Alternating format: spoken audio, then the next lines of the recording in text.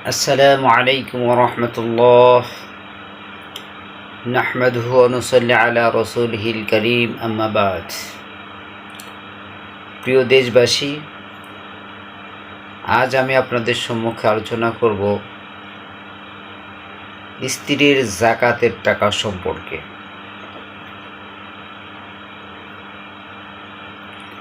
আমরা অনেকেই বিবাহ করি। বিবাহ করার সময় মহর নির্ধারণের ক্ষেত্রে কোনো চিন্তা ভাবনা না করে যে যত পারি বেশি মহর নির্ধারণ করে থাকি। কেউ 5 লাখ, 10 লাখ, 20 লাখ, কিন্তু এটা জানি না যে স্ত্রীর এটা পরিপূর্ণ হক। মহর আদায় করা আমার জন্য কর্তব্য। এটা মনে করি স্ত্রী ছেড়ে দিলে তাহলে দিতে হবে। আমি স্ত্রীও ছাড়ব না, মহারানাও দিব না, এটা ঠিক নয়। স্ত্রীকে স্পর্শ করার আগেই মহারানা আদায় করা স্বামীর কর্তব্য। এখন যদি অনেক বেশি মহারানা নির্ধারণ করে থাকেন, সেটা অনেকের পক্ষেই দেওয়া সম্ভব হয় না। সেক্ষেত্রে অবশ্যই কিন্তু তাকে এই মহরটা আদায় করে দিতে হবে। আর যতদিন পর্যন্ত মহারানা আদায় করতে পারবেন না, ততদিন পর্যন্ত নিজ দায়িত্বে প্রত্যেক স্ত্রীর মহারানার যেই পরিমাণ যাকাত আসবে অবশ্যই আপনারা দিয়ে দিবেন। যদি না দেন তাহলে কিন্তু বিশাল বড় মুসিবতে পড়ে যাবে। কেননা স্ত্রীর মহর নির্ধারণ করছেন সেটা স্ত্রীর প্রাপ্য হক। সেটা যতদিন পর্যন্ত আপনি আদায় না করবেন, সে যাকাত দিবে কিভাবে? তার উপরে তো যাকাত ফরজ হয়ে গেছে।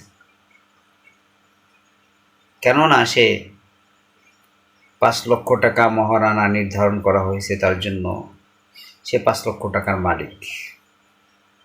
এটার উপরে যখন 1 বছর অতিবাহিত হয়ে যাবে, তখন তার উপরে যাকাত দেওয়া ফরজ হয়ে যাবে। এখন এই যাকাত যদি সে না দেয়, সে তো গুনাহগার হবে। আর কিভাবে সে যাকাত দিবে? যেহেতু আপনি সে মহারানা পরিশোধ করেননি, আপনার কাছে সে পাবে এটাও সে করেনি যে হয়তো আমাকে দিবে না, পাবো না, এরকমটি যদি হয় তাহলে তো তার উপরে যাকাত আসবে না। আর এটার জন্য তো দায়িত্ব আপনি। অতএব নিজ দায়িত্বে কমপক্ষে প্রতি বছর হিসাব করে মহারানার যে যাকাতটা আসবে, অবশ্যই আপনি যাকাতটা আপনার স্ত্রীকে দিয়ে দিবেন এবং বলবেন যে ঠিক আছে, তোমার যাকাতটা দিয়ে নাও। আমি মহারানা আদায় করতে পারছি না, কিন্তু এটা তো তোমার হক, তুমি আমার কাছে পাবে। আর এটার যেহেতু পাবে, সেজন্য তোমার উপর যাকাতও ফরজ হয়ে গেছে। অতএব যাকাতটা তুমি আদায় করে নাও। অথবা তার কাছ থেকে অনুমতি নিতে হবে যে তুমি যে আমার কাছে মহারানার টাকা পাবে, সেই জন্য আমি তোমার এই মহারানার টাকার যাকাত আদায় করে দিলাম। সে যখন অনুমতি দিবে, তখন আপনি নিয়ত করে যাকাত দিবেন, আমি স্ত্রীর মহারানার যাকাত দিয়ে দিচ্ছি। আর এটা মনে রাখবেন, প্রত্যেকে যাকাত দেওয়ার সময় নিয়ত করবেন, নিয়ত করতে হবে যে আমি যাকাত দিলাম। আর অন্যের যাকাত আদায় করার ক্ষেত্রে তাকে জানাইতে হবে বা তার কাছ থেকে অনুমতি নিতে হবে যে আমি আমার স্ত্রীর পক্ষ থেকে জাকাত আদায় করলাম, আর স্ত্রীরও অনুমতি থাকবে, ঠিক আছে আপনি আমার তরফ থেকে জাকাত আদায় করে দেন। অতএব সাবধান, যারা মহারানা নির্ধারণ করেছেন দীর্ঘদিন পর্যন্ত আপনি জাকাত দেননি, সেই জাকাতের টাকা প্রত্যেক বছর যেটা তার জন্য ফরজ হয়েছে, সেই জাকাতের টাকাটা অবশ্যই আপনি আদায় করে দেবেন, তাজা আদায় করে দেবেন। আর জাকাত সম্পর্কিত মাসলা মাসাইলের মধ্যে কোনো দিকে কোনো জানার ইচ্ছা থাকলে আমাকে কল করতে পারেন, যে আমি ইনশাল্লাহ সর্বপ্রকার মাসলা মাসাইলের ব্যাপারে সমাধান দেওয়ার চেষ্টা করব ইনশাল্লাহ। আল্লাহ পাক আমাদের সবাইকে কোরআন ও হাদিসের আলোকে মাসআলা জেনে সঠিকভাবে আল্লাহর হুকুম জাকাত আদায় করার তৌফিক দান করুন, আমিন। আসসালামু আলাইকুম ওয়া রাহমাতুল্লাহ, নাহমাদুহু ওয়া নুসাল্লি আলা রাসূলিহিল কারীম, আম্মা বাদ। প্রিয় দেশবাসী, আজ আমি আপনাদের সম্মুখে আলোচনা করব স্ত্রীর জাকাতের টাকা সম্পর্কে।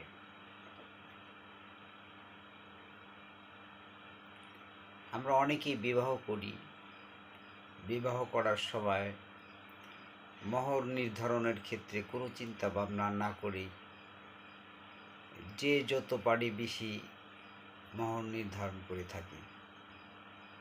কেউ 5 লাখ, 10 লাখ, 20 লাখ, কিন্তু এটা জানি না যে স্ত্রীর এটা পরিপূর্ণ হক। মহর আদায় করা আমার জন্য কর্তব্য, এটা মনে করি স্ত্রী ছেড়ে দিলে তাহলে দিতে হবে, আমি স্ত্রীও ছাড়ব না, মহারানাও দিব না, এটা ঠিক নয়।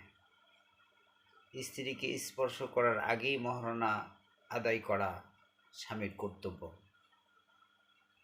এখন যদি অনেক বেশি মহারণা নির্ধারণ করে থাকেন, সেটা অনেকের পক্ষেই দেওয়া সম্ভব হয় না। সেক্ষেত্রে অবশ্যই কিন্তু তাকে এই মোহরটা আদায় করে দিতে হবে। আর যতদিন পর্যন্ত মহারণা আদায় করতে পারবেন না, ততদিন পর্যন্ত নিজ দায়িত্বে প্রত্যেক স্ত্রীর মহারানার যেই পরিমাণ জাকাত আসবে অবশ্যই আপনারা দিয়ে দিবেন। যদি না দেন তাহলে কিন্তু বিশাল বড় মুসিবতে পড়ে যাবে। কেননা স্ত্রীর মহর নির্ধারণ করছেন যেটা, সেটা স্ত্রীর প্রাপ্য হক, সেটা যতদিন পর্যন্ত আপনি আদায় না করবেন সে জাকাত দিবে কিভাবে? তার উপরে তো জাকাত ফরজ হয়ে গেছে, কেননা সে 5 লক্ষ টাকা মহারণা নির্ধারণ করা হয়েছে তার জন্য, সে 5 লক্ষ টাকার মালিক। এটার উপরে যখন 1 বছর অতিবাহিত হয়ে যাবে তখন তার উপরে জাকাত দেওয়া ফরজ হয়ে যাবে। এখন এই জাকাত যদি সে না দেয় সে তো গুনাহগার হবে। আর কিভাবে সে জাকাত দিবে, যেহেতু আপনি সে মহারণা পরিশোধ করেননি, আপনার কাছে সে পাবে এটাও সে করেনি যে হয়তো আমাকে দিবে না, পাবো না, এরকমটি যদি হয় তাহলে তো তার উপরে জাকাত আসবে না। আর এটার জন্য তো দায়ী তো আপনি। অতএব এই নিজ দায়িত্বে কমপক্ষে প্রতি বছর হিসাব করে মহারণার যে জাকাতটা আসবে অবশ্যই আপনি জাকাতটা আপনার স্ত্রীকে দিয়ে দিবেন এবং বলবেন যে ঠিক আছে তোমার জাকাতটা দিয়ে নাও, আমি মহারণা আদায় করতে পারছি না, কিন্তু এটা তো তোমার হক, তুমি আমার কাছে পাবে। আর এটার যেহেতু পাবে সেজন্য তোমার উপর জাকাতও ফরজ হয়ে গেছে, অতএব জাকাতটা তুমি আদায় করে নাও। অথবা তার কাছ থেকে অনুমতি নিতে হবে যে তুমি যে আমার কাছে মহারণার টাকা পাবে সেই জন্য আমি তোমার এই মহারণার টাকার জাকাত আদায় করে দিলাম। সে যখন অনুমতি দিবে তখন আপনি নিয়ত করে জাকাত দিবেন, আমি স্ত্রীর মহারণার জাকাত দিয়ে দিচ্ছি। আর এটা মনে রাখবেন, প্রত্যেকে জাকাত দেওয়ার সময় নিয়ত করবেন, নিয়ত করতে হবে যে আমি জাকাত দিলাম। আর অন্যের জাকাত আদায় করার ক্ষেত্রে তাকে জানাইতে হবে বা তার কাছ থেকে অনুমতি নিতে হবে যে আমি আমার স্ত্রীর পক্ষ থেকে জাকাত আদায় করলাম।